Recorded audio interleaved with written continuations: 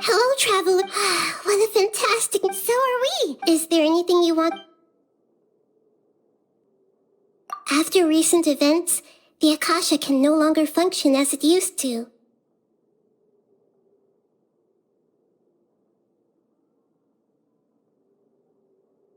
I've given it some thought, and have decided to shut it down permanently.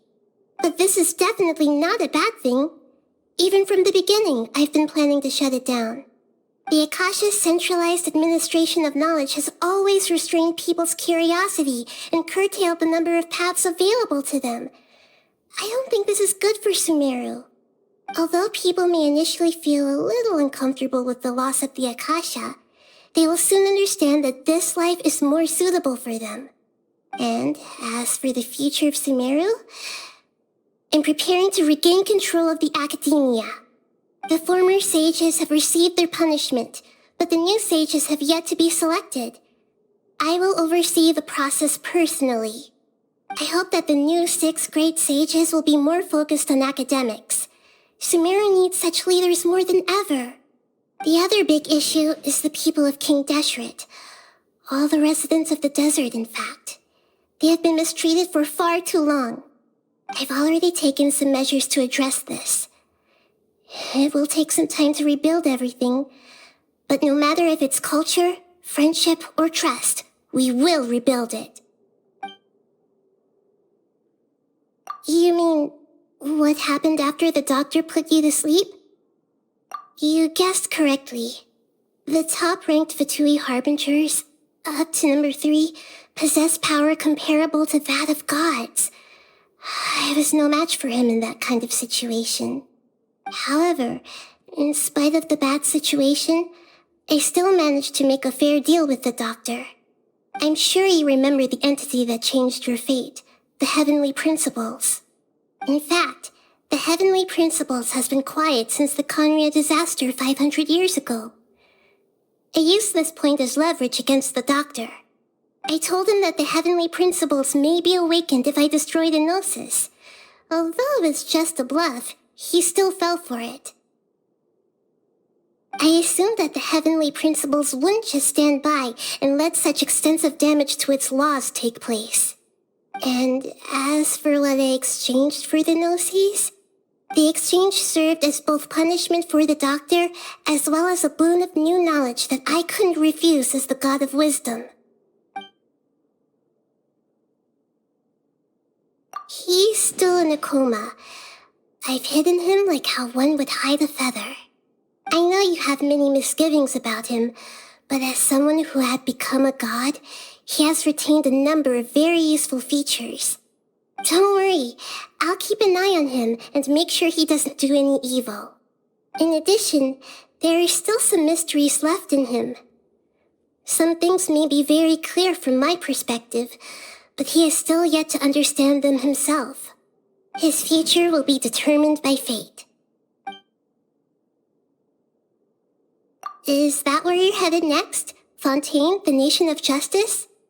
As far as I know, that nation operates in a judicial system.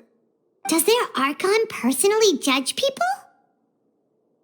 No, there's a Chief Justice in Fontaine. Generally speaking, the Hydra Archon, Focalor, won't preside over individual trials.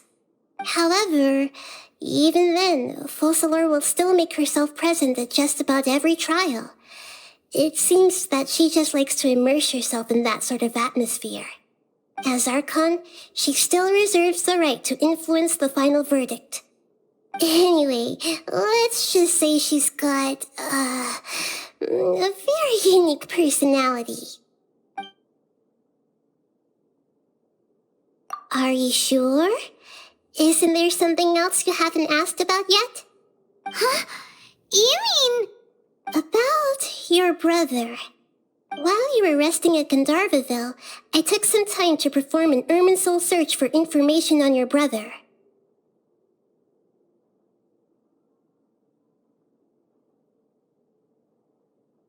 Yeah, isn't Irminsul a repository for all the information and memories of Tevat?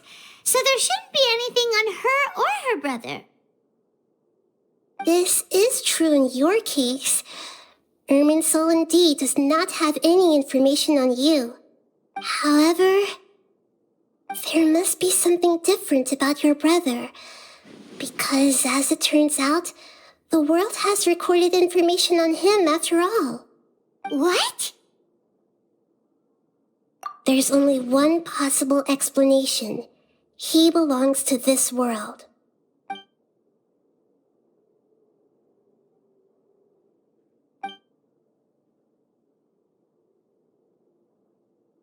But nothing about this makes any sense. Wasn't this your first trip to Tevat? According to the records I was able to access, your sibling suddenly appeared in Conria. After the Conria disaster, he began his journey through the 7 nations of Tevat. But just as his journey was about to reach its conclusion, the Irminsul records on him suddenly become fuzzy. What do you mean, fuzzy? Did something happen to him? All I know for sure is that somebody, for reasons only they can know, is deliberately obfuscating his fate. And whoever it is, if they can do that, who knows what else they're capable of. But even that wouldn't explain how he somehow comes from this world. Something else I noticed was that according to these records, the Fatui have not classified your sibling as one of the Descenders. What's a Descender?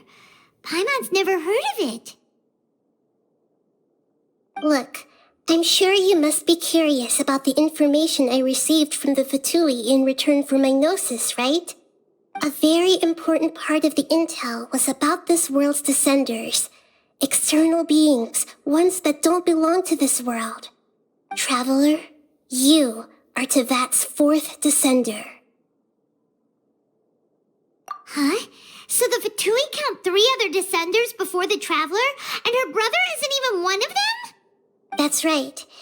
My current hypothesis is that the first Descender was likely what we now call the Heavenly Principles. As for the other Descenders, I still need to verify their existence. It could take me some time. Paimon's head's about to burst from all this crazy new information. And yet, even knowing all this, I'm sure you must still have a lot of unanswered questions. I must say, I truly regret that I can't help you more as the God of Wisdom. There are many questions in my heart as well. I will need some time to go through each one of them. And soon, you'll also begin your journey anew and depart from Sumeru. I'm very interested in your future. It's a journey that can't be observed or recorded by this world. If fate is the ultimate knowledge, then your future will be the ultimate fate. Paimon's sure glad we got to meet you, Nahida. The pleasure is all mine. I can't thank you enough. Alright, that's enough talk for today. If you ever miss me, just close your eyes, and maybe I'll appear in your dreams.